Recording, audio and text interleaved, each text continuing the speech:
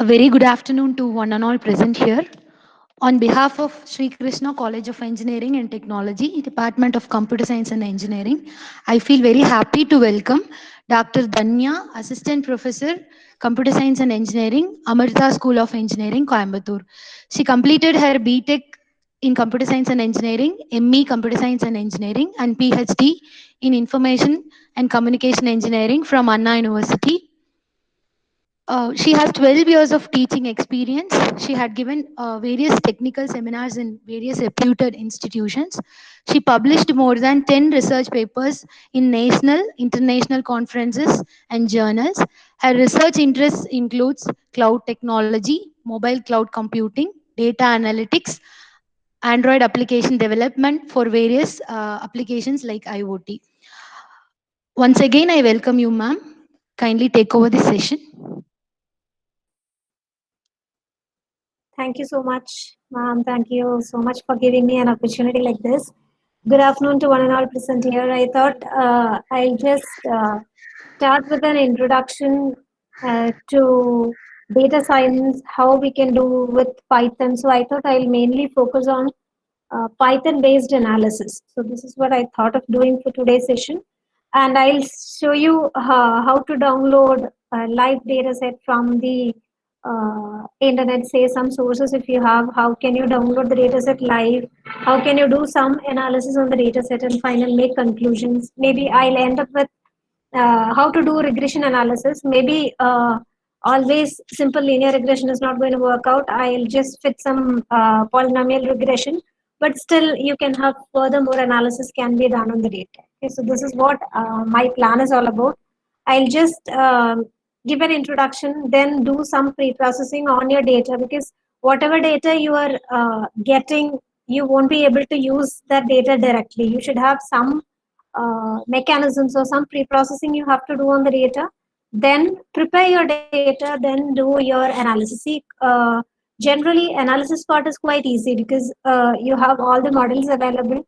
The main part for data science or data analysis is the pre-processing, or how you can make a perfect data out of the raw data which is available. So this is what I'm going to show you today with the Python notebook. I'm using uh, pandas as my package because that is a wonderful package. Maybe hope you had already a session on pandas and numpy, I suppose.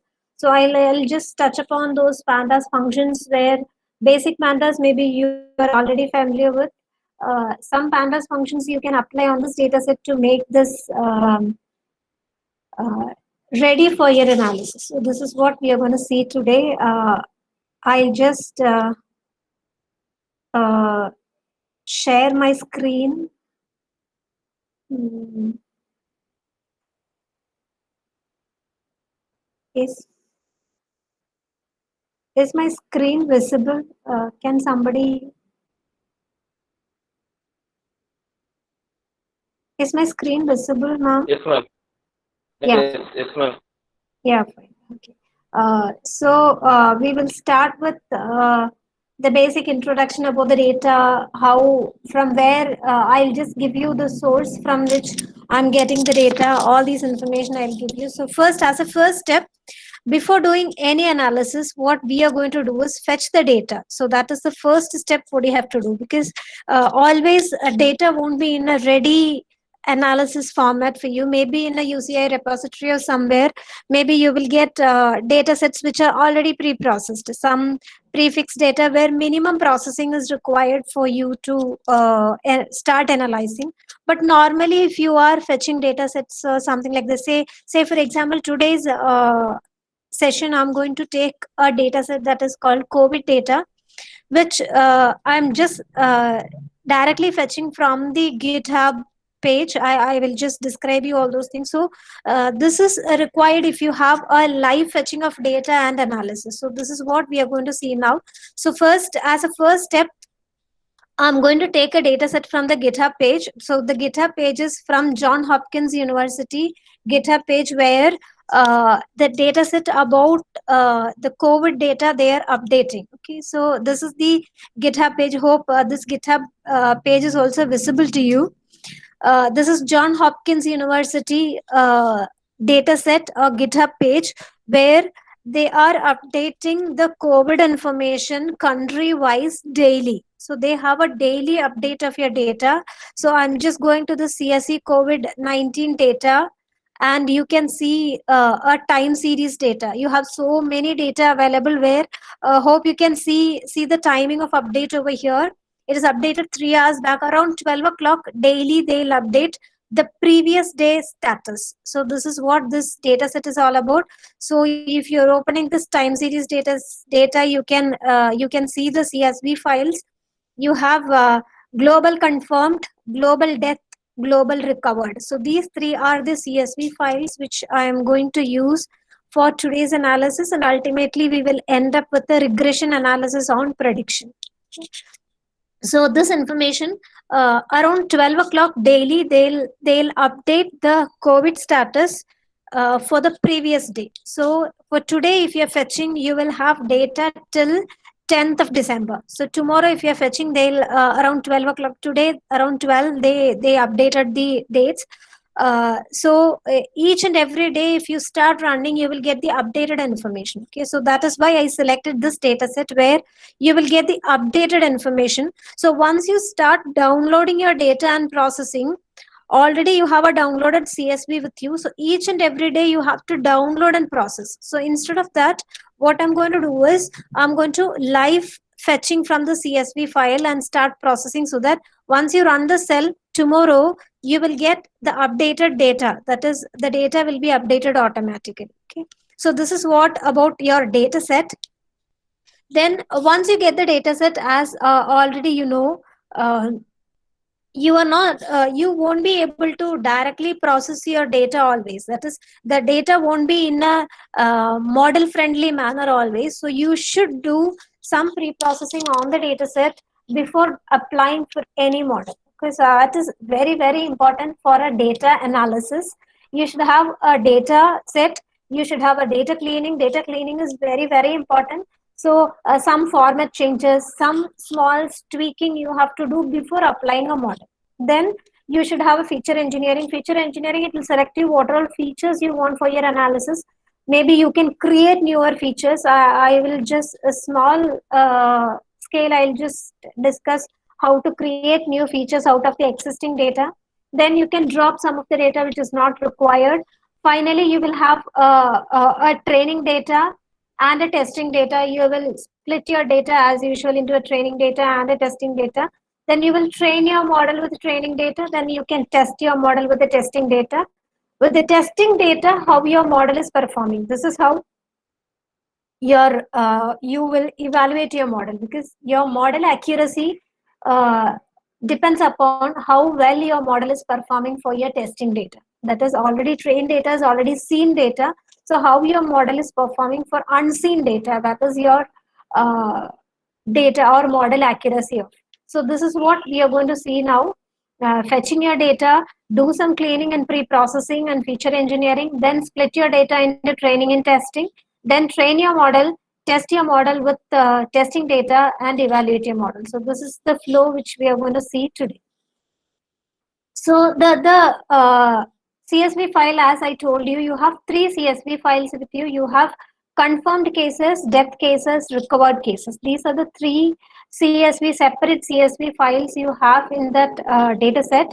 So what we're going to do is we are going to fetch those data sets separately. Then we will combine all these things together, because you have confirmed cases in a separate CSV file, death in a separate CSV file, recovered in a separate CSV file. So once you get a full picture of your data, maybe you want to merge these three CSV files together. Before that, you should have some pre-processing. So this is what we are going to see today. Okay, so first I'm going to get my data from the GitHub page directly. So that is what I think major. One more thing is I'm using a platform that is called Google Colab. Hope you are familiar with this Colab. It is a Jupyter notebook which is associated with your Google Drive. So I don't have any local installed uh, Jupyter notebook with me. So what I'm going to use is go to your drive, take a folder. If you want to create your Jupyter notebook in a specific folder, go to your folder and right click, or on the left hand side you can have an option that is called new, and you will be able to create a Google co-laboratory, so that a new Jupyter notebook, it will be created for you. So this is how you can create Jupyter notebook. So those who are don't have any local installation, you don't want to install Python and different versions and manage, you don't want to do all these things directly, you do with the Colab. Okay, so one more advantage of this Colab is almost all the packages, well-known packages, are pre-installed, like NumPy, Pandas, Sklearn, Keras, TensorFlow. All these things are already installed, so you don't have that burden of installing and maintaining those Jupyter notebooks and Python versions. So the first line, which is used for getting your data, then as usual I told you, I'm going to use Pandas, NumPy. Hope already you had an introduction, a basic session on Pandas and NumPy, I suppose 2 days back. So Pandas is a main package used for all these analysis, because it is having a plenty of functions which will do perfect data analysis or perfectly for pre-processing. So Pandas is a very popular package used for data analysis. Even NumPy, it is having so many array functionalities. Then I'm just using matplotlib for my plotting, so that I'll just show you visually how these data is. So these are the import statement I'm going to make. Pandas, wget is for getting my CSV files, matplotlib for plotting, NumPy for my array manipulations. Then already, as I told you, so I have these links with me, confirmed depth and recovered global cases.csv. So I'm just applying these links. These links you will be getting from the CSV file. As I told you, go to your John Hopkins University GitHub page, then go to your global.csv, say for example, then just click on that, then you will get a CSV file in front of you. Then you can see a row button. So once you click this row button, the row data set, it will be in front of you. So once you click that row, you will get a link on the top of the GitHub page. That is your data link actually. Okay, so this is the same data set link I'm going to use over here. So I'm just giving these 3 CSV file links for downloading my confirmed, depth and recovered URLs. So I'm just going to download these 3 URL data set, so that once you finish this, you can see these 3 CSV files. It will be downloaded on the left hand side pane of your Jupyter notebook, or those who are doing with the local Jupyter notebook, the same folder as your Jupyter notebook, these 3 CSV files, it will be getting downloaded. So it will be there in the same folder as your Jupyter notebook. Since I'm using Colab, on the left hand side you have a folder symbol, just click on that. So this is a temporary location where your files will be there. So to this temporary location, these 3 files, hope you can see the file names. So these 3 CSV files, it will get downloaded into your drive. Okay, so it is not in the drive, it is in the local, or it's a temporary location. Once you refresh this Jupyter notebook or collaboratory notebook, this files, it will get deleted automatically. So if you want, you can download it again. Okay. So these are the first steps for fetching your data. So as I mentioned, I'm going to fetch directly from the CSV file from the link. So if tomorrow, if you start running the same code again, the updated data, it will be downloaded for you. So since I started running in the morning, so I'll get information till yesterday. So that I'll show you. So the next one, as usual, I'm going to read these 3 CSV files. Read underscore CSV is a pandas function which is used for reading all these CSV files. So I'm going to read those 3 CSV files in a data frame. So you have a confirmed, depth and recovered data frame. So these 3 data frames I just finished reading. So this is the initial steps which we are going to do for before doing any analysis. I downloaded my data set and I just started reading those data in a separate data frames. Then I'm just displaying first few rows of my data. So I'm just displaying the confirmed DF. Confirmed DF is a data frame which is a table which contains the confirmed.csv file. Okay.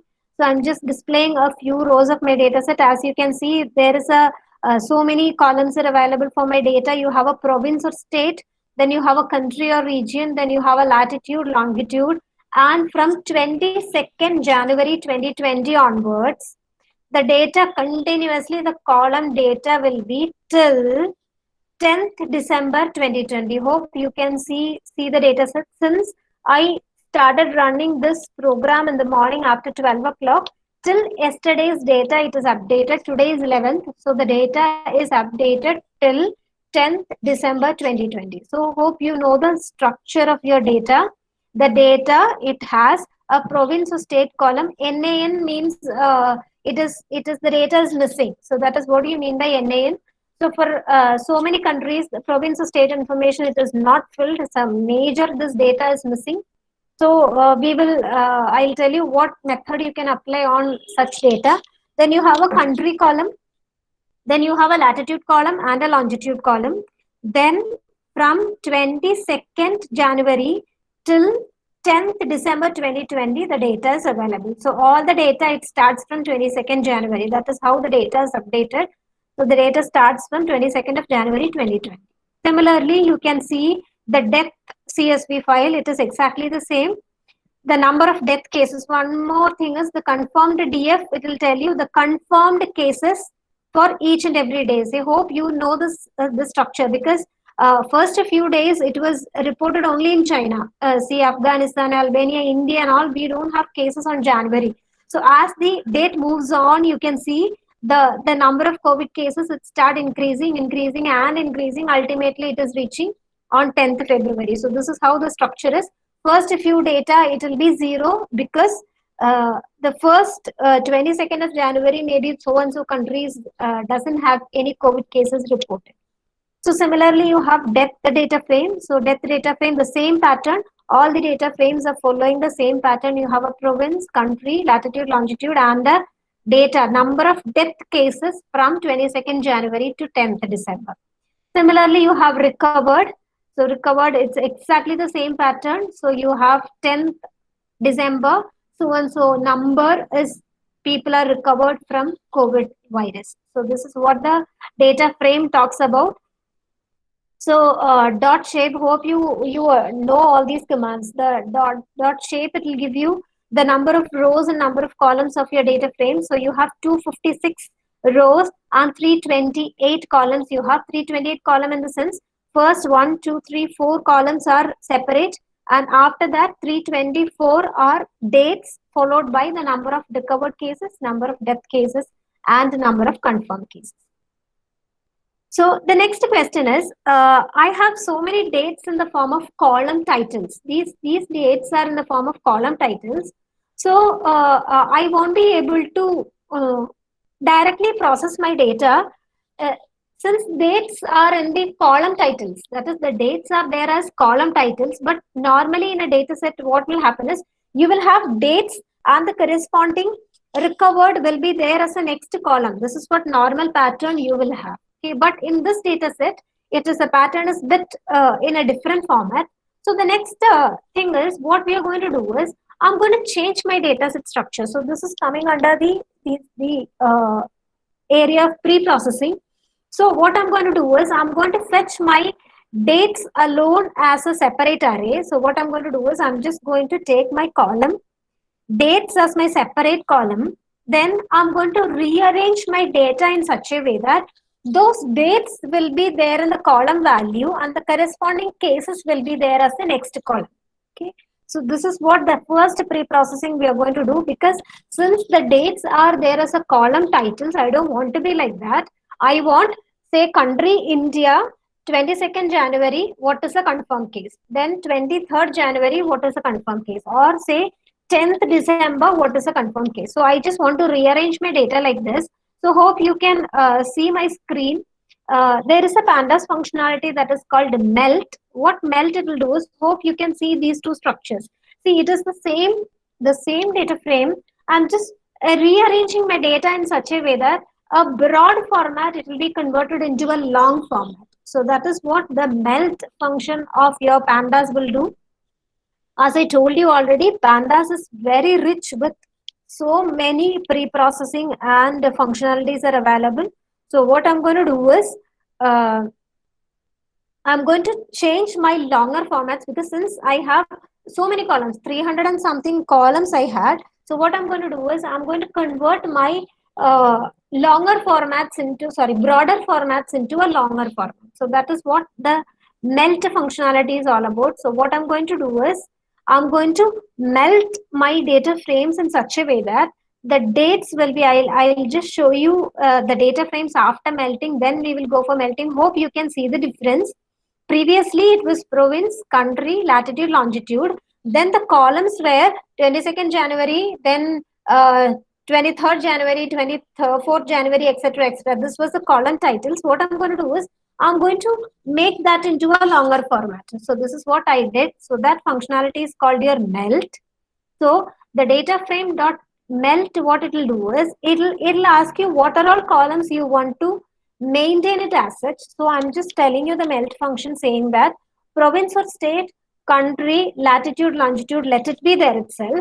Then break down my dates column and make it into a longer format. So this is what it will do. So it will ask you, it will take you the date, then dates already I just fetch those dates using uh, from the column names. Then I will just fetch those dates and convert those dates as a separate column that is called date.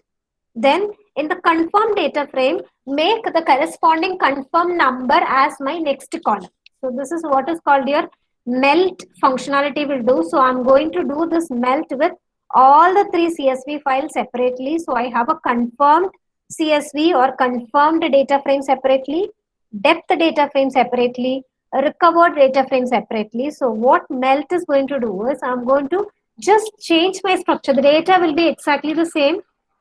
I'm just going to change my structure into from a broader format to a longer format. So after melting, hope you can see the data frame structure. It is changed. Previously, it was column wise. So many columns you had with the corresponding dates. Now I just break down those dates into a column and confirm cases into another column. So this is what melt functionality will do. So for all the data frames, I just slightly converted my data from columns dates to row dates. That is, the dates will be there as the row values. So this is what the first pre-processing technique I'm going to apply. Hope you can see the data frame. One more thing is these fetching and all, hope you are familiar with. So from the data frame, I'm just going to fetch the country only India. That is only India's data frame or India's data set. I'm going to extract and see how it is looking like. So hope you can see the data frame. 22nd January, the confirmed cases is 0. 23rd January, the confirmed cases is 0. One more thing is, uh, India, there is province state information is totally missing in this data set. Only the country information is available. Then you have 24th Jan, etc., etc. As the last, you can see it is 10th December 2020. So this much is the confirmed number of COVID cases till 10th of December. So this is how I have just converted my data into a longer format, and this is how your data will look like. So ultimately you can see you have 324 rows and 6 columns. 324 rows in the sense you have 324 date information is available for India. So this is how the pre-processing is done. Then I'll tell you one more thing. India is, the structure is something like this. I will tell you another region or another country date. So hope you can see the next country I'm going to see is called my Canada. So just take the Canada data set. See, for India data set, 22 January 2020, you had only one row that contains the total number throughout India. What is the total confirmed cases? Or say 10th December, total India, there are these many cases. This is what you mean by this data set. But we will understand the data little more deeper. So once you see the data set something like this, say I'm just fetching the data of Canada. If this is the thing, you can see a slight difference in the data, right? So previously my Indian data was one date, I had only one information, one row with one date. But Canada data set, you can see province or state information is available. So for a date, for a 22nd January, Canada country is having state-wise data. Okay, so which is missing for your Indian data set. For Canada country, province-wise, that is something similar to if India had state-wise information or confirmed cases, it'll look something similar to this. But India doesn't have such a data in this data set. In this data set, but Canada is having province-wise information. Okay, so these are the two different cases in the data set. We will discuss how to handle these two different cases, because for Canada, if you're taking 22nd January, will have so many rows. How many provinces you have, that many rows will have. But for India cases, 22nd January, you will have only one row, India altogether. Okay, so there are some discrepancy in the data set. Why I'm telling you this is, see, before doing any analysis with your data, you should know what is there in the data set, and somehow you have to manipulate all these things to make your data clean. So the next thing what we are going to do is, we have, as I told you, confirmed CSV file is separate, depth CSV file is separate, recovered CSV file is separate. You had three separate CSV files, and you converted or melted these three data frames into three separate melted data frames. But I want to see the picture altogether. Okay, so I don't want confirmed as a separate picture, recovered as a separate picture, or depth as a separate picture. Since I have that three as a three CSV file, now I want to merge all the three together into a single data frame. That is my next pre-processing which I'm going to apply. So those who are familiar with database merging, it is almost the same. It is left join, right join, left full outer join, then right, you have separate left join, right join, inner join. All these joins are having exactly the same meaning as your database join steps. Okay, so the next question is, I have three separate tables. Say assume something in terms of a database terms. Say for example, I have three tables with me. I just want to merge all the three together into a single table. So this is what I'm going to do as a next step. I have three confirmed depth and recovered as a three tables or three data frames.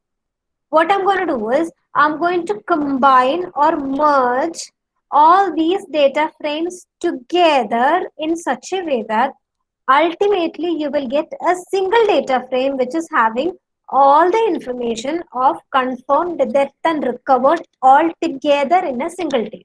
Okay, so this is what this merge is going to do. Merge is having so many parameters to specify, so I'm going to do a left join.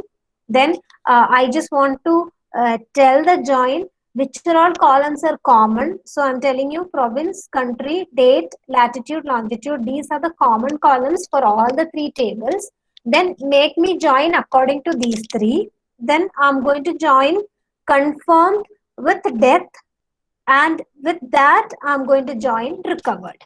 Okay, so this is what the next step I'm going to do. The first step, I just melted my data set in such a way that those dates in the column are converted into rows.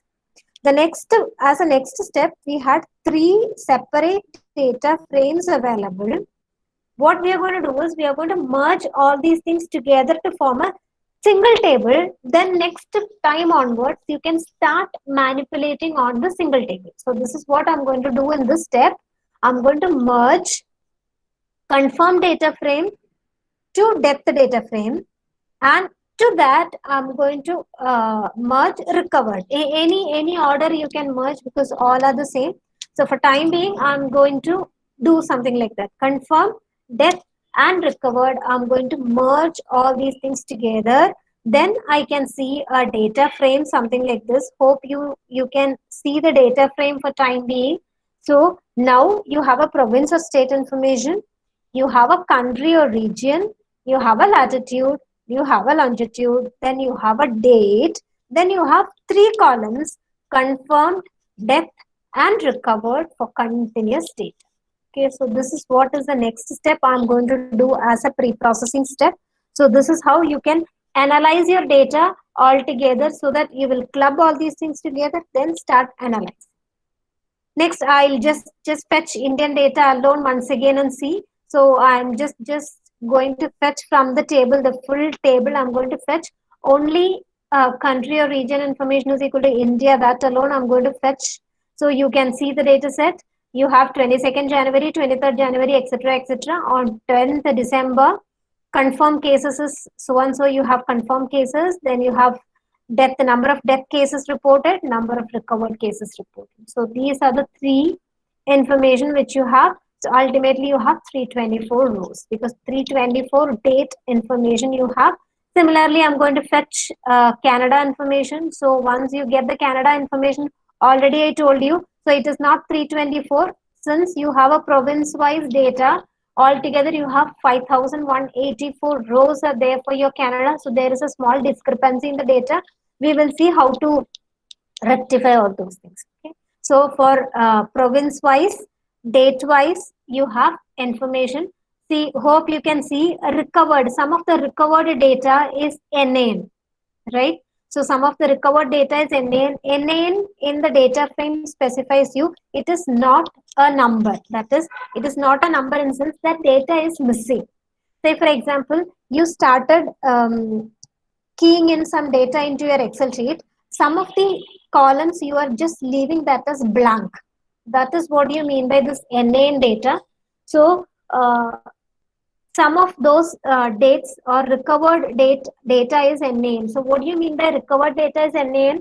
Since you don't have any confirmed and death cases, recovered cases won't be there. That is, there is no recovered cases at all. So such a date is not available, or such a data is not available. That is why it is showing as NaN. We will see how to fix those data. So these are the first two pre-processing which you applied. First one was converting your broader format into a longer format. Then merge all these data together to form a combined data set. The next question, as I told you, you should do some more data cleaning, because already I told you there is an information that is called NaN data is available. So some information is wrong. Then say Indian case, you have one date, you have only one row, but Canadian case you have multiple rows for a single date is possible. So all these things you have to somehow manage and make that into a unified structure. So that is the next step which we are going to do. So next cleaning, data cleaning is how to deal with null values. Then first we will see how to deal with null values. Then as I told you, there are some cruise ship information which is added into the data set, because they added that in the category of some of the country, but actually it is not a country case. Some cases which is reported in a ship is also added into the data set. So if you want, you can delete those data sets. So if it is not compulsory, but if you know such a data is not going to make any country wise information, you can start deleting. So first information which we are going to do is replace NaN values. Already I told you so many NaN values you have in your data. NaN values in the sense it is not a number. Then how to replace those numbers. Then first pre-processing which you're going to do is, see, still now I have we have seen a date, that is it is 1/22/20, 12/10/20. So these are the date information which was available in your data. So you have a command that is called d types. What D types it will do is, it will just tell you what is the data type of each and every column which you have in your table or in your data set. So I'm just going to display those data types. So hope as usual, object means in a pandas, object means it is a string. Then you know the meaning of float and int. So what we are going to do is, you can just analyze those things. So hope you can see the data type of date. So data type of date is actually not a date and time data. See, if you want to manipulate something on your date, that column should be in a date time representation. So it is something exactly similar to the string date and the date time date. That is, say for example, in Java and all, you have a separate class that is called date time. So exactly similar. If it is in the form of an object in the sense it is called a string. So you won't be able to manipulate your date if it is in the form of a string. Something exactly similar to number in a quoted number and it is actually a decimal number, exactly the same, right? Say for example, if you're storing say number 12 in the form of a string, you won't be able to add 12 string, that is string 12, and a string 4 you won't be able to add. You have to convert that into number, then add 12 plus 4. Exactly the same it will happen for a date and time also. Since why I'm stressing on this data type is, majority of the times if you're getting a data set, the date it will be in the form of string. In 90% of the time it will be stored as a string. So if you want to manipulate or if you want to analyze your data on a date wise analysis or a day wise analysis, or say for example I just want to know total number of cases in the month of say November, or in the month of say October, or if I want to do some analysis something like that, I won't be able to do anything if my column is of data type object. So explicitly, I have to convert that column into a data type that is called date time. So that is the first pre-processing. So those who are working with time series data or data with the column as a date, before doing any analysis, please check out whether your date column is in the form of date time or is it in the form of a string. So this analysis you have to do in so many situations. So first I'm just going to convert my date column into to underscore date time. It is a function used for converting my string data into original date time representation. So I'm going to convert. So what this line will do is it will convert my date column into actual date and time. Now just display your data type and see. Hope you can see the difference now. Previously it was of data type object, that is string. After conversion, my data type it will become date time 64, that is it is officially data time now. Okay, so if you are converting that into official date and time, once you plot it, automatically those dates it will be coming as your x-axis, and date wise plot it will be very easy, or else it will take you as a string. Next step, so I finished converting my data into date time, that is over. Now I just want to find out how many null values I have in my data set. So this is the function used for finding out the null values. Is null, it will tell you whether that is a null value or not. So is null dot sum, it will give you column wise how many null values I have in my data set. So I hope you can see province or state, it is having 60,912 data is missing. Country or region, none of the data is missing. Latitude, longitude, few information is missing. Lastly, you can see recovered data, 6,804 data is missing in the column that is called recovered. Because I hope you remember our final structure. This is your final data set. Province, country, latitude, longitude, confirmed, depth, recovered. Out of that, 6,804 data is missing in a recovered column. Okay, I'm just ignoring these other columns which are missing because we are not manipulating on those columns. So I will just tell you how to deal with the recovered column null values. Okay, so the next question is, I got 6,804 rows are having missing values. The next question, how can I fill those missing values? So that is the next step what we are going to do with the pre-processing. That is called your fill NA. So fill NA, it is used for filling the null values. Okay, so this function is used for filling your null values, and for time being recovered when it will become NA. Since you don't have any confirmed cases and death cases, of course, your recovered cases, it will be 0. That is why it is NaN. So what I'm going to apply is, I'm just going to take the recovered column, and wherever you have data is missing or it is showing as NaN, just fill that with a value of 0, because I know if the recovered data, if it is missing, in this case, again I'll repeat, if this fill in a technique, it will work out only in this situation because it is totally situation dependent when to use what fill in. So for time being, since the recovered data is missing and it is for the initial dates, and if the recovered data is missing, I just want to fill that with a value that is called 0. So this is what I'm going to do as a next step.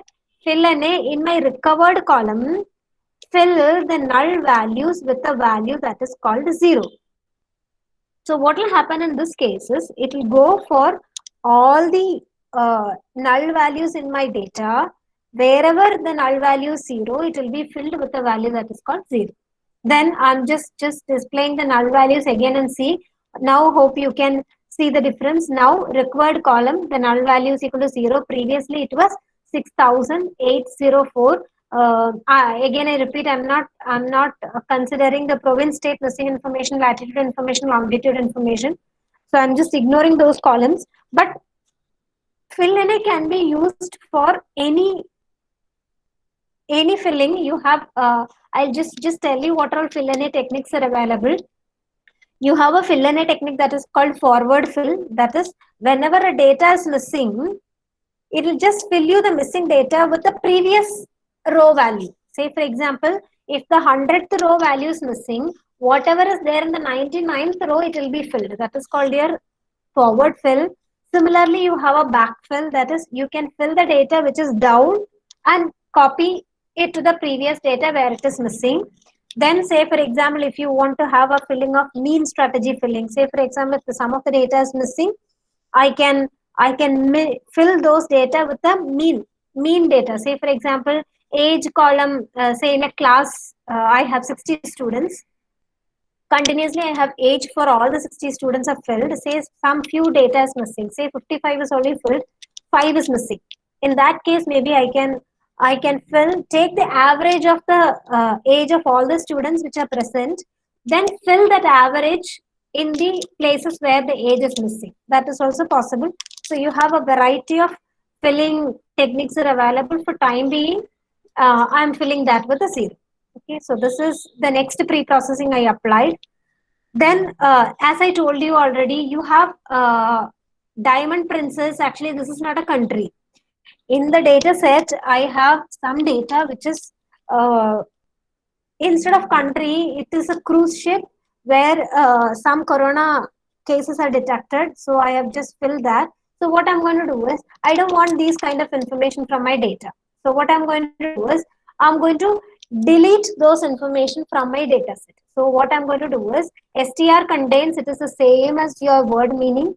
If the province or state contains Grand Princess, that is also a cruise name, or Diamond Princess, or some other information, something like this, what I'm going to do is, if the data contains so and so information in my province or state, or country or region contains so and so information, I'm just going to collect those information, and hope you know this tilde symbol. This tilde symbol is called your negation symbol. So I'm going to collect those information and I'm going to delete those information from my table. So this is, what do you mean by this? I'm collecting those information which are not actually countries, or means this is a general or symbol. So it is just an or symbol, which the normal word meaning. So if the province or state contain Grand Princess, or if it contains Diamond Princess, or if the country contains Diamond Princess, or it contains Zandam, if all these information is there, I'm going to delete those information from my original data frame. So these steps are coming under cleaning of your data. So I'll just tell you the flow once again. You have column-wise data information that I converted into row-wise. Then I merged all these data frames together to form a single data. Then I filled my missing data. Then I converted my date time into actual date and time. Then I deleted some extra information which are actually not a country at all. So I deleted all those information. So all these things I have done with my data set. Next one, I told you, you can create your own features. That is, till now, I had in my data set, I had confirmed cases, death cases, and recovered cases. These are the three data which was present. I'm going to add an extra feature into my data set that is called my active. So, number of active cases. That is, hope you are familiar with these terms, because daily we used to see in newspapers and the news saying that number of active cases are reaching so and so. Number of today so and so is confirmed. The death is so and so. So exactly similar. The number of active cases for today will be the number of confirmed cases till today minus the number of death cases minus the number of recovered cases. That is, after recovery and death, whatever is pending in the confirmed, that is called your active cases. It is just a very, very simpler formula. So I'm going to create a new feature that is called number of active cases. And these number of active cases I'm going to manipulate from the already existing column that is called my confirmed, death, and recovered. So now you can see your data frame. I have expanded my data frame. Still now I had only confirmed, death, and recovered. I added an extra column that is called my active. Okay. So this is the feature adding or feature selection, or any features can be added, something like this. So this is the next step I'm going to do. I created an extra feature that is called my active cases, and shape dot shape, it will just give you the total number of rows and columns. Okay. Next, I will just show you the data set once again from the full table. This is my full table now, full table with province or country, province or state, country, latitude, longitude, date, confirmed, death, recovered, active. So these are the cases which are available now. So I'm going to fetch the country Canada, for a country Canada, and for a date of 22nd January 2020, I am just fetching my data. So this AND is a exactly similar to the AND condition. It will fetch you all the data where the country name is Canada and the date is equal to 22/1/2020. Okay. So I'm just fetching and seeing. Hope you can see. For a Canada, already I told you 22nd January, for each and every province you have separate data. Similarly, for India, India also I told you, India there is no separate state-wise information. It is all together India. So it will fetch you only a single row. For Canada, it will fetch you for a date. How many provinces you have, that many rows it will fetch you. For India, altogether it will fetch you only one row. That too, I'm just fetching for a data that is called 35/2020. That is 30th May 2020. I'm just fetching. The country is equal to India and date is equal to so on. Okay, so this is how you can view your data which is available. The next question, as I told you, Canada is of a separate structure, India is of a separate structure. Okay, so I just want to have some mechanism which will make the entire data set similar. That is, for a Canada also, I want only one row. That means if I want to make Canada as a single row, what should I do? For a Canada, I should add up all the confirmed cases of all provinces together and add that as a single row. So this is what you can do if you want to club Canada together for a state. Okay, so India is already like that, but Canada and so many countries are having individual province-wise data. So if I want to combine something like that, I have to do some more manipulation. That is what we are going to see next. So hope you can see the structure. See, say assume these are species. Instead of species, assume this is country. So for a country, Canada, I have say 10 or 15 provinces information and separate confirmed death recovered cases I have. But I just want to combine all these things together, sum up all these things together and keep it over here. So that functionality is called your group by. So what group by it will do is, it will just group your data according to your date followed by your country, then I am asking my group by function to do an aggregation that is called my sum. So you have so many aggregations are possible. You have some aggregation is there, min is there, max is there, average is there. For time being, if I want to get the total number of cases for a Canada on a date that is called 23rd March 2020, I have to take all the provinces together. For a single date, I have to add up all the province data together and get the sum. So this is what I'm going to do as a next step. I'm going to manipulate my data set and I'm going to do a command that is called group by. So what group by it will do is, it'll group date wise, it will start clubbing. So for Canada, for 22nd January, it'll club all the 22nd January together and make that as a country, and it will sum up your data. So this is what the next step I'm going to do. So this is how you will get the data set after your group by functionality. So after group by, for a specific country, see, hope you can see that province or information or province or state information is getting deleted from your data. It'll group date wise, it'll club country, and it'll add all those values together. Okay. So you have now in your data frame, you have date, country, confirmed death, recovered, and active cases. And if you want to see India's case, hope you can see it is 22nd January, 23rd January, 24th January. It was already like that because India had only one. Hope you can see the Canada data set now. Canada, previously we had 22nd January, we have 10 province information separately. Now they added all these things together to form an information, something like this. So this is the next pre-processing which you will apply. Group all these things together. Now it is a cleaned data. It is the data set. I'll explain the data set once again. You will have a date column.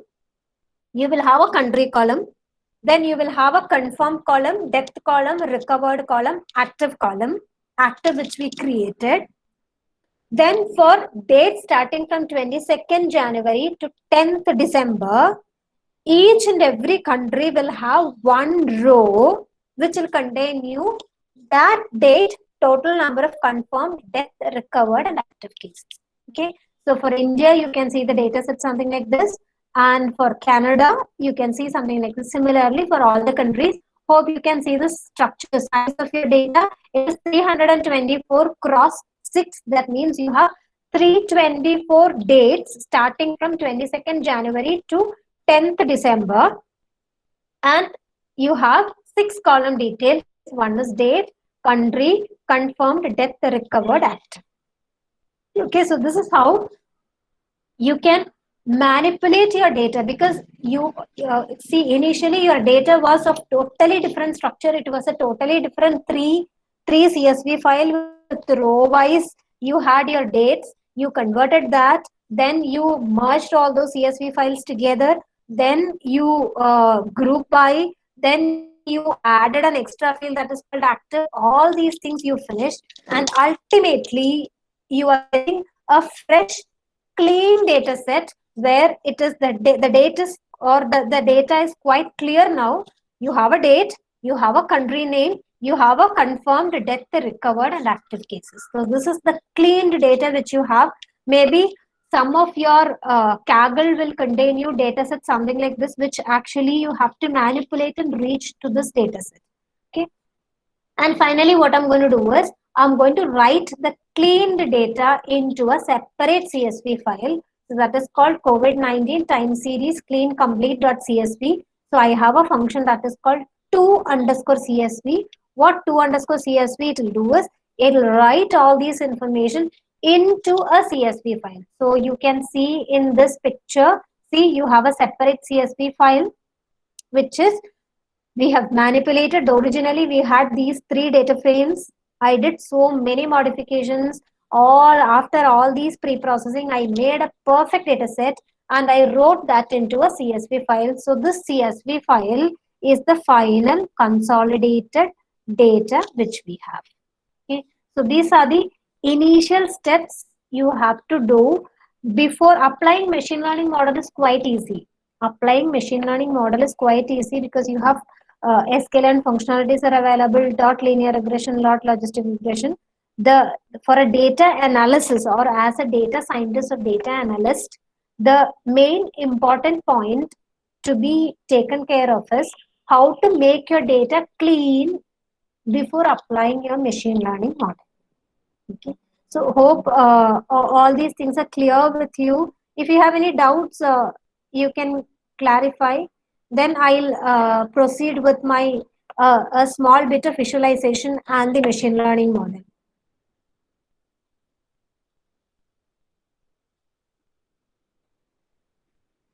Any doubts?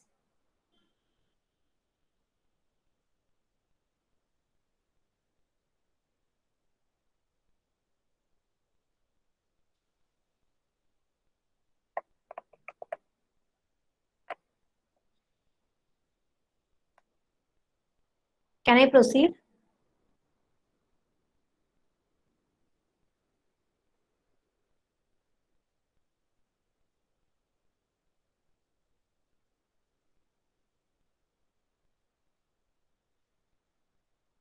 Okay. Then I'll continue with my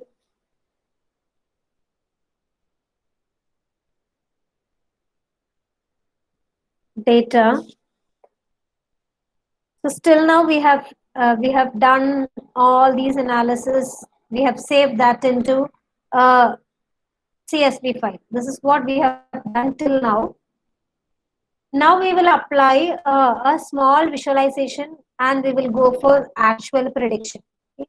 So what I'm going to do is I'm going to hope you are familiar with this sklearn, linear regression, mean square error, R2 score. All these things are basic functionalities which are available for your sklearn and your regression. So I'm going to read the data which I've already kept separately ready for my regression. So I'm just reading it back. Hope you can see the structure. Date, country or region, confirmed death, recovered, active. These are the cases or these are the columns which are available. Then I'm just doing for a small tweaking for my easy processing. I'm just changing my column name country or region to a simple country because each and every time if I want to uh, access my country or region, I have to write country slash region. I'm just renaming that into a name that is called country. It is not compulsory, but it is easy for you to manipulate. So I got my data set back. Then again, I'm fetching the Indian data as usual. Hope you know all these things already. Next, what I'm going to do is I'm going to do a group by functionality. Just forget about this group by. So the next question, I just want to retain the last column alone. That is, this is the last data which I have, the total number. That is for the last day's data if you are fetching. If the last day's data if you are fetching, you will get the total number of confirmed cases, death cases and recovered cases. So I just fetched the last column of my data. Then I'm just going to visualize that. So last column of each and every country if I'm taking, I'll just taking you the last column of each and every country. Then I'm summing up the last column of all the countries together. Then I will get the worldwide confirmed cases, number of death cases, and number of recovered cases from the data set. Okay, so this is what I'm going to do as a next step. I fetched the last the last column of my all the countries, the last column. Then I summed up all these things together. Then I'll get a worldwide information. I'm just displaying it back. Hope you can see. See, this is the total number of cases with number of confirmed cases, number of death cases, and number of recovered cases from the data set. Okay. Then I'll just plot that hope you are remembering the plots. Um, Matplotlib is a wonderful package, or if you want to have visually appealing plots, you can use a package that is called Seaborn. It is much better than this Matplotlib. Functionalities are almost the same, but maybe so many other extra plots you will be able to create for Seaborn, and maybe visually Seaborn plots are a bit more interesting. But I'm not going for any Seaborn plot now. I'm just plotting very simple box plot because I have all these information with me. Total number of confirmed cases, death cases, and recovered cases. You are seeing all these things in a numbers, but if you can able to visualize that in the form of a picture, maybe it is easy for you to interpret it better. Okay, so that is the next step I'm going to do. So the same information, I'm just plotting it back. So hope you can see the plot. See, blue color specifies you the total number of cases in the world. So death cases are very small. Then you have total number of recovered cases. Then a gap, not this gap, because you have to subtract the number of death cases. So you have these much of still people are there, which is recovered. Okay, sorry, which is active cases. Okay, so this is the visual representation. It is exactly the same number.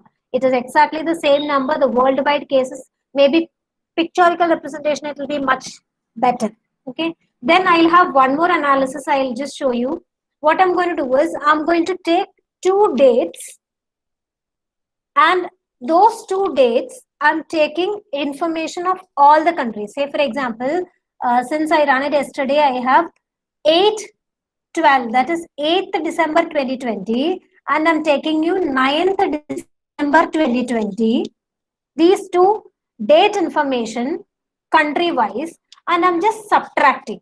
So for total number of cases in the 9/12/2020 and 8/12/2020, if I'm taking the difference, confirmed cases difference, I will get how many cases are reported within a day, right? So I'm doing the next analysis. I'll repeat. What I'm going to do is I'll take 8th December data. I'll take 9th December data, confirmed cases, and for all the country. If I'm subtracting these two, I'll get an information which will be the confirmed cases within a day between 9 and 8. Okay, between 8 and 9. Since it is the subtracted in the reverse way, that is why the negative symbol is there. So if it is subtracting in a positive way, you will get a positive number. Okay, so this number represents you, or this graph represents you the number of cases within a day, that is country wise. How many cases, the last column represents you how many cases are reported within a day. So you can see the numbers.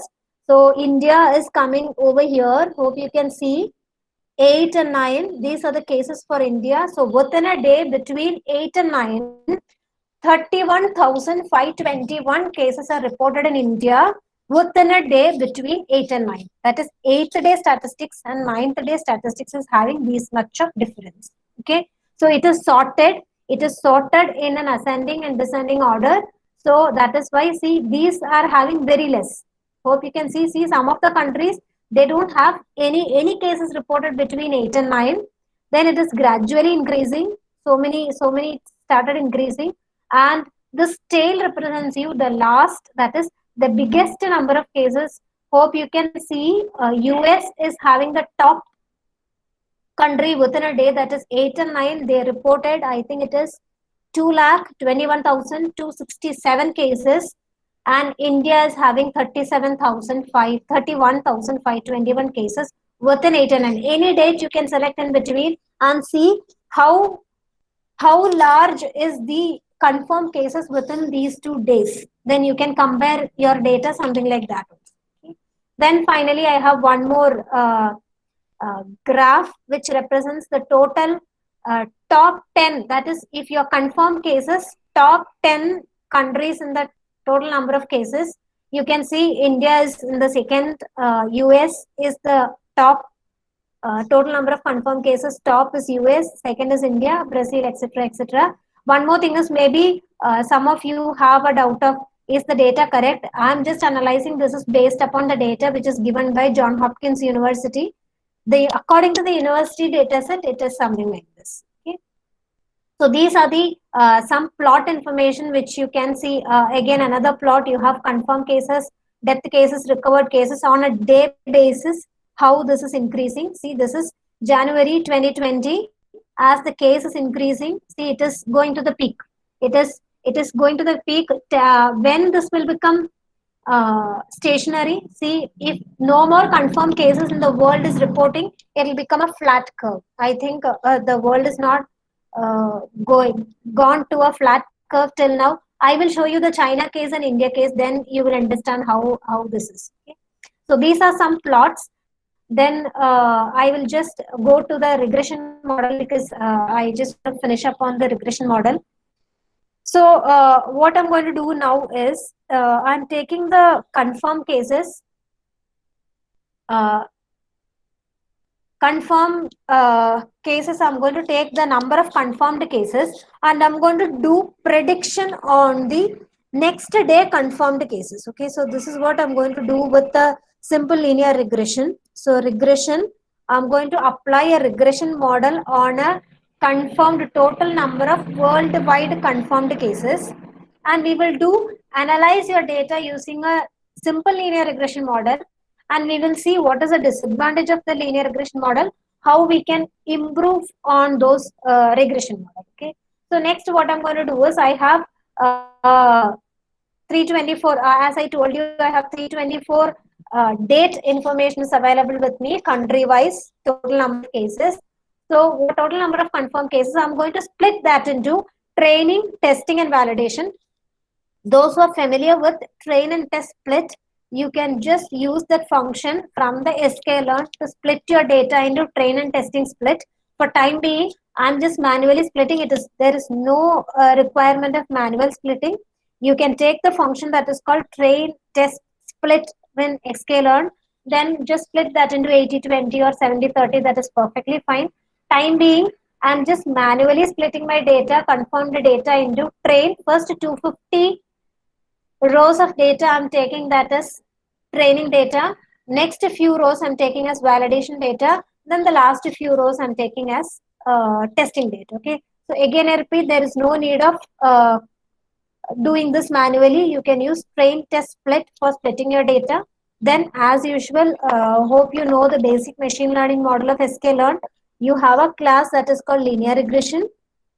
So this is a just simple linear regression model. So I'm just taking you linear regression model with days and confirmed cases. So I have days data, then you have confirmed data.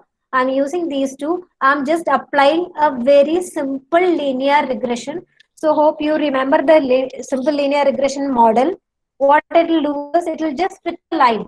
So this is what simple linear regression model will do. It will take you your x and y axis. It will fit a line. So you have number of days on the x axis and the number of confirmed cases on the y axis. That is, you have dependent variable and you have independent variable. So if the number of days is your independent variable, you will predict the number of confirmed cases as the days goes by. So this is what the very simple prediction talks you. So you have a number days on your x-axis, confirmed cases on the y-axis. So I'm applying a very simple linear regression model and I'm going to fit a line. See, the red color is the, as the days goes by, this is how the number of confirmed cases are increasing. Since you are fitting on a linear, very simple linear regression model, this blue color specifies you your uh, linear regression line or the best fitting line. Okay, so as you can see from the picture, it is not a best fitting line at all. Okay, so there is a huge error is there. So you can see, I will show you the prediction and some RMSE error. I think I have seen, this is the root mean square error and R square error of my model. So you have RMSE. RMSE is very huge. You know why it is very huge? Because number of days and confirmed cases, it is not fitting into a simple linear regression model line at all. Okay, so that is why your regression model is having a very high RMSE. So you can go for a better model. So that is why I'm just applying another model that is called polynomial regression. So polynomial features, or it is a polynomial regression. I'm going to apply a polynomial linear regression. This is a simple linear regression technique where a line is fitted with an x-axis and a y-axis. But now I'm going to fix or fit a model that is called polynomial feature. So what it will do is it will apply a 10-degree polynomial, or it will just fit a 10-degree polynomial to your uh, training data. So this is just y is equal to mx plus c. This is a single degree, first degree polynomial. It is y is equal to mx plus c. That is why it is a straight line. Since you are going to predict or you are going to fit a polynomial regression, what it will happen is, see, hope you can see, a blue color is your actual, sorry, it is your predicted cases. A red color is your actual case. So since you have a very high degree polynomial fitted, it is the fitting is much better than a simple linear regression. So for this kind of data you can go for a polynomial fitting, but still you have problems. I'll tell you what is the problem with polynomial fit. So this is a simple linear regression with the y is equal to mx plus c line fit. Red color represents you your actual data, blue color represents you your predicted data. Since you had a very high RMSE, we are going for a polynomial regression. Polynomial regression, what it will do is, it will just fit not a first degree line. You will have an nth degree polynomial. It will be fitted onto your data. So I'm just taking the degree as 10. So a 10-degree polynomial, it will be fitted with your training data. So what will happen is, you are getting a training and the actual and the prediction, it is almost matching.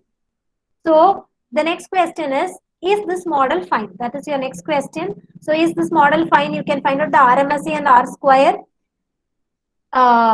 For what happened is, we splitted my data into training and testing. So this is the model fitted for training. But see the accuracy of your model. I'm just applying my validation data into my model, but see the data or the RMSE is still high, right? So as I told you in the beginning of the session, you have your training data, you have your testing data. The model is trained on your training data, and the model accuracy you have to predict using your testing data. So since the testing data is unseen and you are fitting a model, or we are fitting a perfect model on your training data, if the problem with the polynomial fit is, if you are going for a very high degree polynomial, if you're going for a very high degree polynomial, the problem is you won't be able to predict better for your testing data. This is called a case of overfitting. That is, the data is overfitted with your training data. It is perfect for your training data, but if you're giving a new model or new data to your model, that is the data which is totally unseen, at that time it may not be able to predict. That is why you have a very high RMSE for your testing data, even though your model is perfectly fitted to your training data. Okay, so this is a perfect case of overfitting. So this model is also, actually it is not good.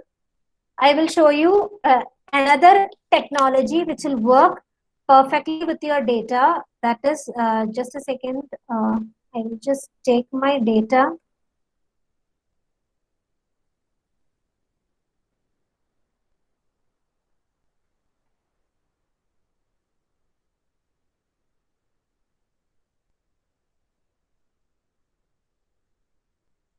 Because the next model which we are going to see is called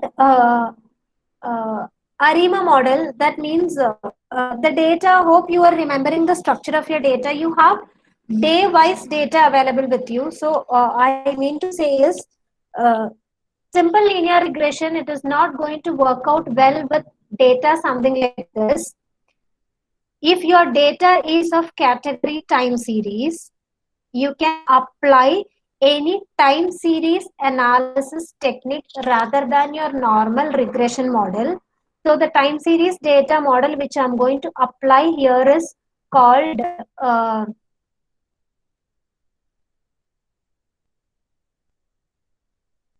ARIMA model. I'll show you the result of my ARIMA model. Hope you can see the screen. I will just give you an introduction about your ARIMA model.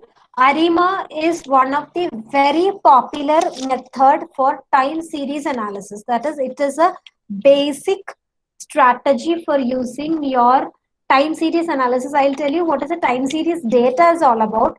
Since you have day-wise information, rather than using your linear regression or multiple linear regression or polynomial fit linear regression, you can go for a model that is called your ARIMA model. So ARIMA is auto regression integrated moving average. So those who are interested in time series data, you can just go through. This is one of the very traditional model which is used for time series data analysis.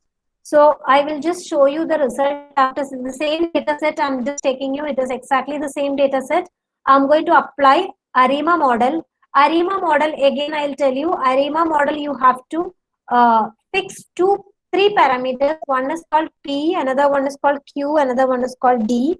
So these three you can fix. Either you can do with autocorrelation and correlation, you will be able to find out your own, or there is a function that is called AutoArima, which will iterate through all these data and it will just find out the best model for you. Okay, so ARIMA model, I will just show you the the number of uh, cases which is predicted. So ARIMA model will give you much better prediction than the normal model, because previously I showed you a graph where it was perfectly fit for your training data, but testing data, if you were giving, you are getting very high RMSE.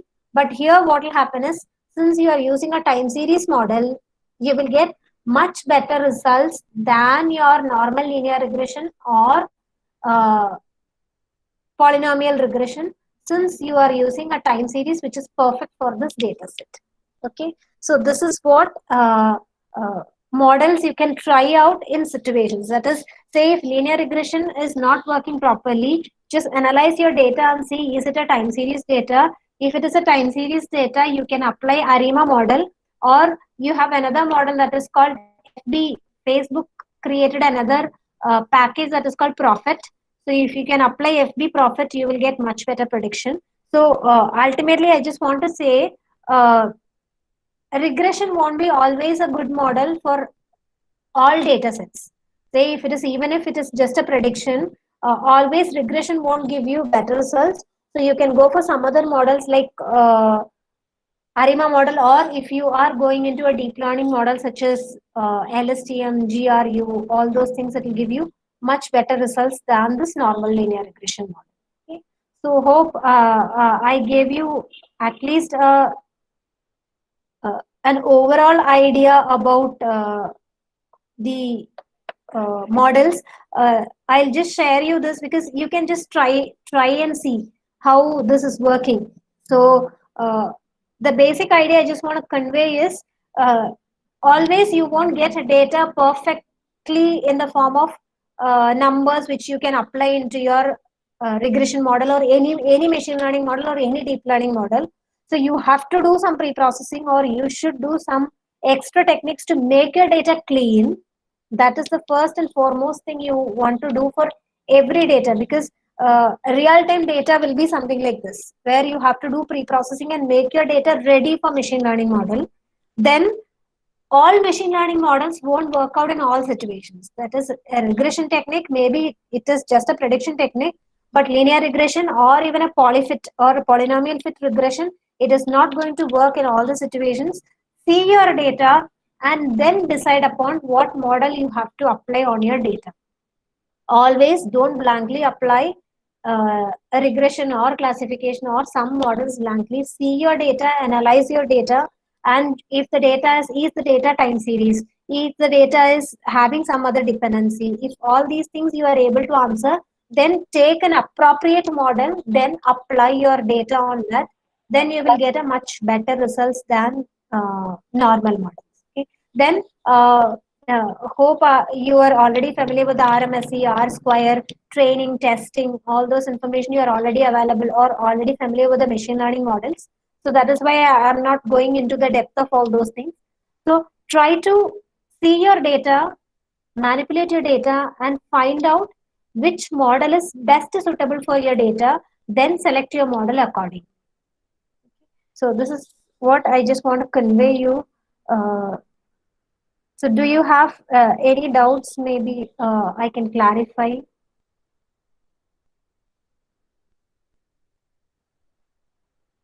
Some questions are already here. Anita ma'am has asked, can we apply some pre-processing tools? Uh, of course, you can apply tools in the sense, um, uh, Python itself or Pandas itself is having so many pre-processing functionalities. Maybe if you're familiar with some of the tools, maybe you can apply those tools to get it done. It is perfectly fine. Basically, I prefer Pandas. Why? Because Pandas is very rich with so many packages, so many functionalities available, and there is a rich user base. Whatever you are searching, you will get some help from somewhere. So that is the best advantage of your Pandas, because you have so many other packages that are also available. But I will vote for Pandas normally.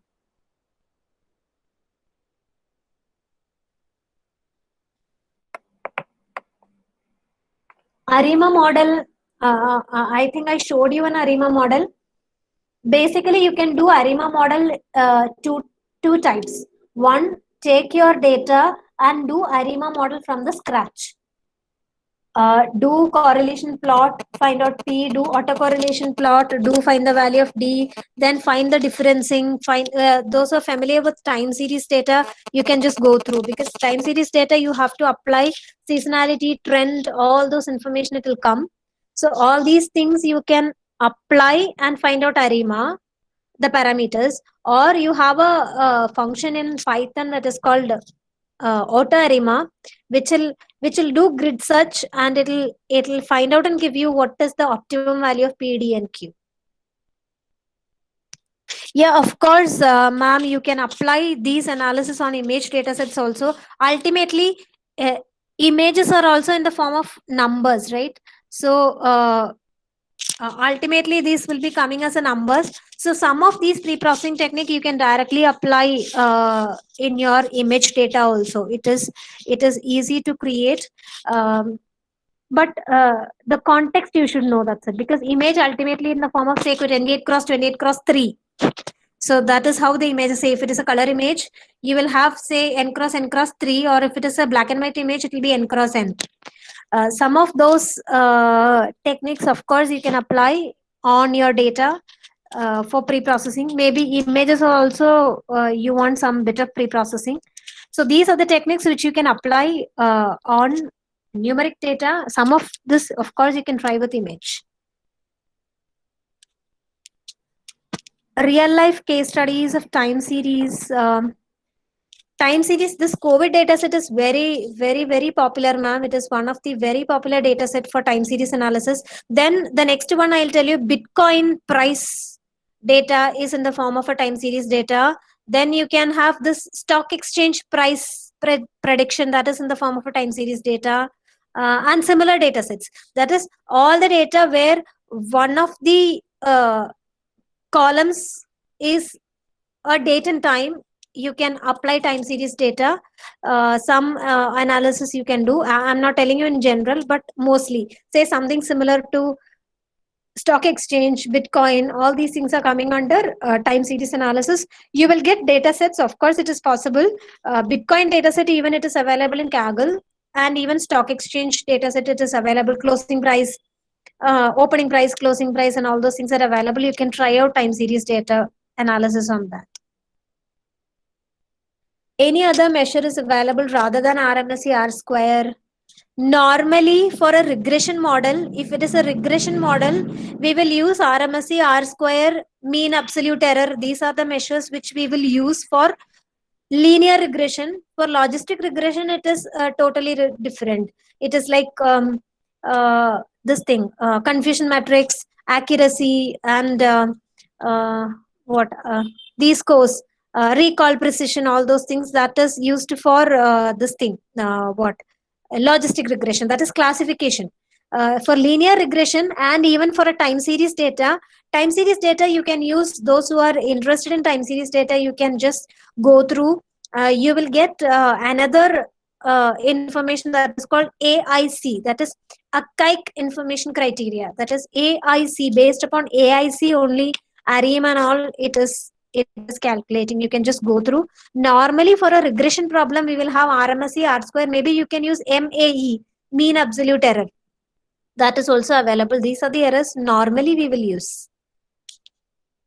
uh, Sir, we will get the data set from this link. Shall I paste you this GitHub link?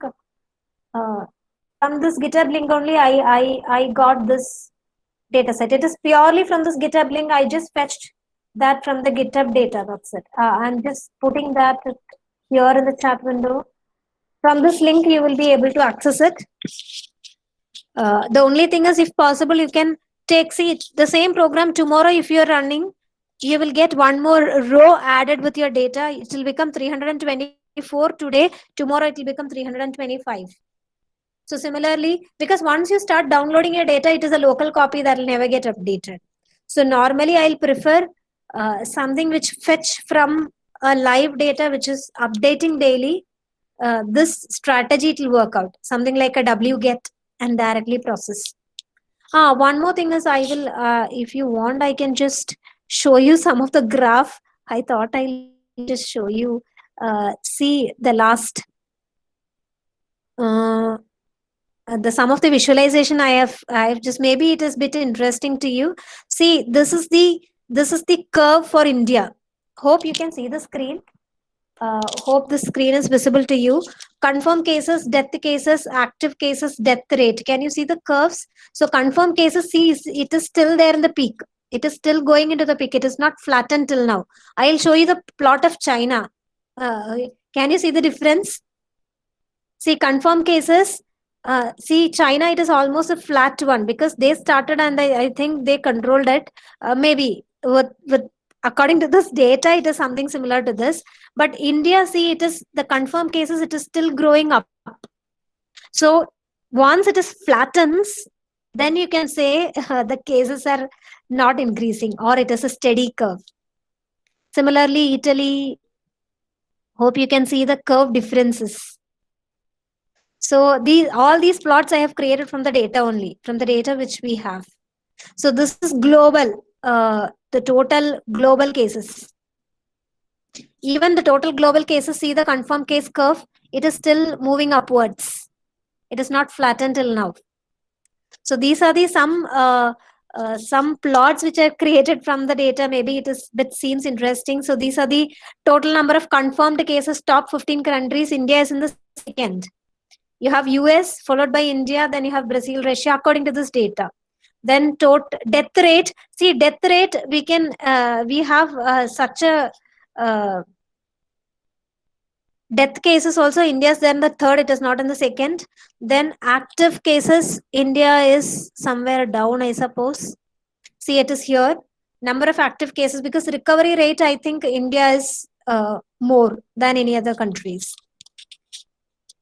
So these are the some analysis which you can make out of the data, some visualization, so that you will understand much better from this data.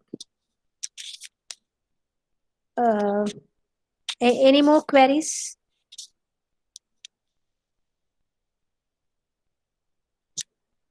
If you have any queries, you can just mail me. I'm just putting my email. This is my mail ID. So if you want to contact me, of course it is.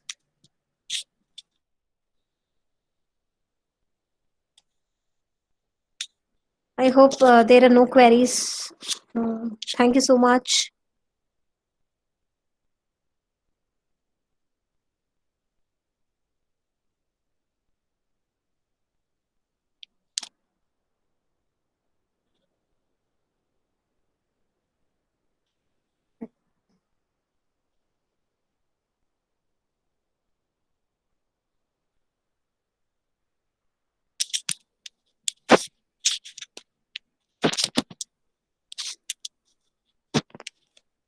Okay, thank you. Thank you, sir. Hope you're here. Ma'am, I think we can wind up. There are no more ma'am, queries, I just a minute. suppose. Yeah, Ma'am, sure, just a sure, minute, sure. ma'am. Yeah, Yes, sure, ma'am. sure. Sure. Rohini, ma'am. Sir? Yeah, we will close. Okay, sir. Thank you, ma'am. Thank you for your wonderful session. So we have a lot of takeaways from your session. Really, it was inspiration and useful. I thank all of the participants for your patient listening. Thank you, one and all. Thank you very much. So Thank you, ma'am. attendance and test link is shared in the chat. Thank you so Thank you, much. ma'am. Thank you, ma'am. Thank you, Thank you. sir. Thank you so much for the opportunity. Thank you, participants. If you have any queries, of course, you can contact me. Thank you so much. Sure, ma'am. Sure. Thank you, ma'am. Priya, ma'am. Yes, ma'am. Thank you. Rohini, ma'am, you can stop the recording.